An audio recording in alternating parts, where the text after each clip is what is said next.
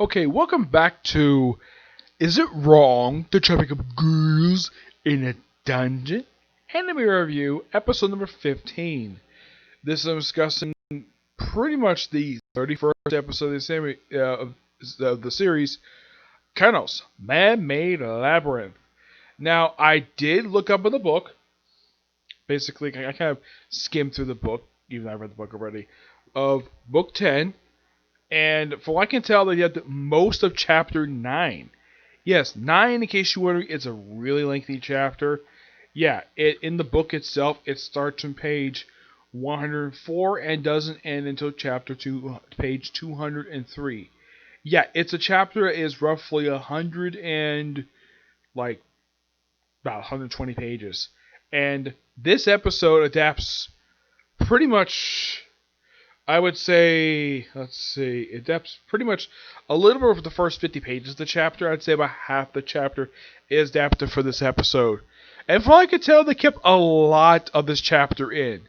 Yeah, I was quite surprised about that. Because a lot of this that they cut out, basically, there's one major plot point they do cut out here. But they kept most everything in, which is quite surprising. They didn't rush anything. Nope. Episode starts off basically seeing Belle are in the 18th floor, and we have characters like, they have a couple characters mispronouncing one guy's name, and so they go look out for the monsters, the Xenos, and of course Belle reunites with Lloyd, even though he just saw him a couple episodes back. And he kind of explains what the heck is going on, and he does confirm that his group was responsible for what happened to Rivera, though he says that, well, if he's seen with him, he'll get in trouble. So he leaves, and of course, Lee shows up. Yeah, she's here too, along with Asta and Oster, Hermes' assistant. Yeah, the first scene, basically, they're on their cloaks, and two of them take them off, and they go chasing after Belle. The Lee basically gives her a pouch, which does become very useful, by the way. Yep, and after he chases after Lee, then he runs into Phelps. Yes, this happened in the book as well. And he's actually quite surprised to see what's going on here.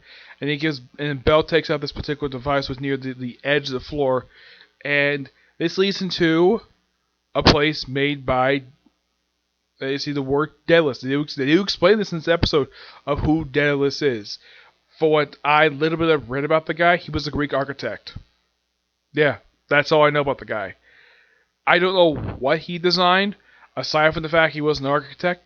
That's simply it. The anime kind of basically, I think the character in the series is basically inspired, probably based upon him, but I don't know basically anything else besides that.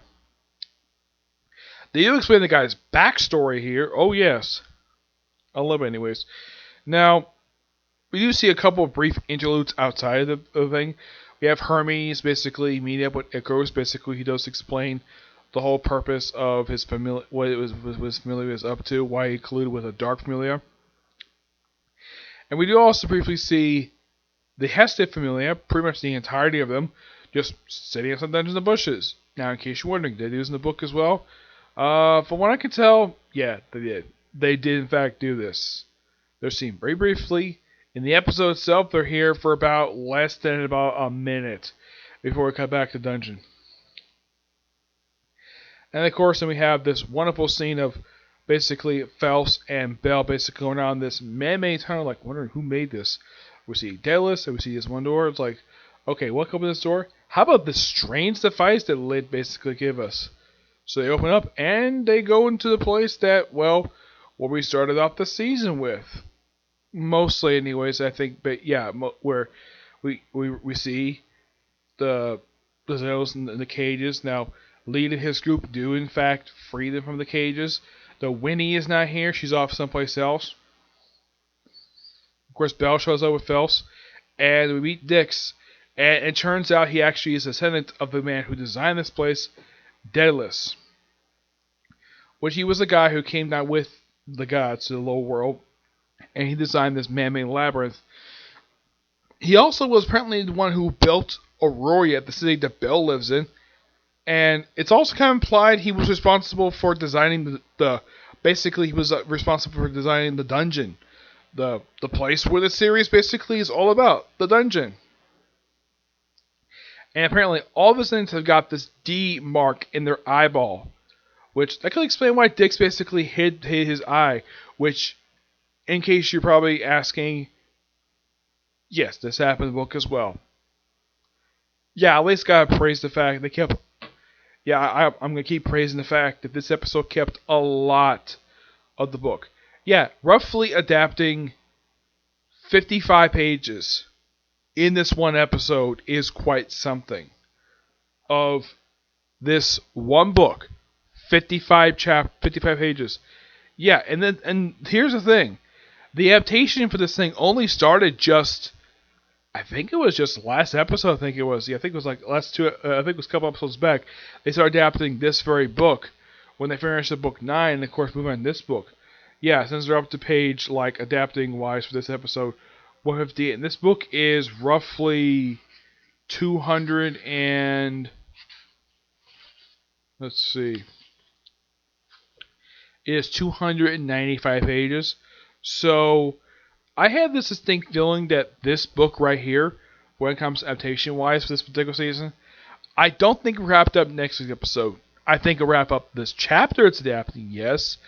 I think that this arc probably wrapped up, and this is just my personal theory, I would say within 2 episodes of this one. Yeah, I'd say at least 2 at most. Because, yeah, that could be the case. It could be with 33, it's when they wrap up this particular adapt this book. It's possible based on how far they got in the book. Yeah, 33 probably when they wrap it up. And then the last 5 episodes of the season will probably adapt book 11. Yeah, that's just my personal theory anyways. Yep. And of course, well, Dix basically is explaining his family backstory. Oh yeah, apparently Delis apparently is insane, and he's missing. He's never been declared dead for some reason, but I think he's been there for 1,000 years.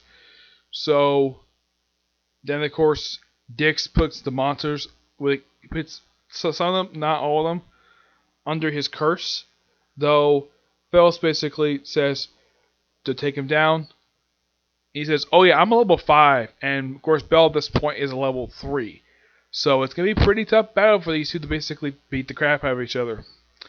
Yep. Now, they do cut out basically from the book him using Firebolt here, which in the anime, he doesn't use the Firebolt at all, despite the fact he actually does use in the chapter this basically adapts from. Oh yeah, he does use it. And that was like a minor thing. The other thing they cut out is the mentioning of Delis' notebook, because this is something he brought up for a few pages in the chapter, and this episode, there's no mention of the notebook at all, which, that's quite something. Yeah, they cut out the mention of the notebook. I don't know if this is significant or not, because it's been a little bit since I read this book, so there's that. So, Dels tells Bell, go take down him. Also, he says that it's revealed that his cloak basically protects from curses, which is interesting, even though he's an Elder Lynch. So the episode ends basically Bell chasing after Dix, and that sort of leads to next week's episode, which is basically called Dix Pride, the Dream of Beast, which I believe that's also the name of the chapter this is. Yeah, that's the name of the chapter, Dreams of Beast, which, yeah. So, I think that next week they're going to finish adapting this chapter next week, and presumably start the very next chapter. It's possible to say at least. Yep. But yeah, that's it for Sigler Review. Stay tuned for my review tonight if I get a chance to do it. I'm hoping I get a chance to do it tonight. Review for Case Closed. Yep. See you in the video. Bye.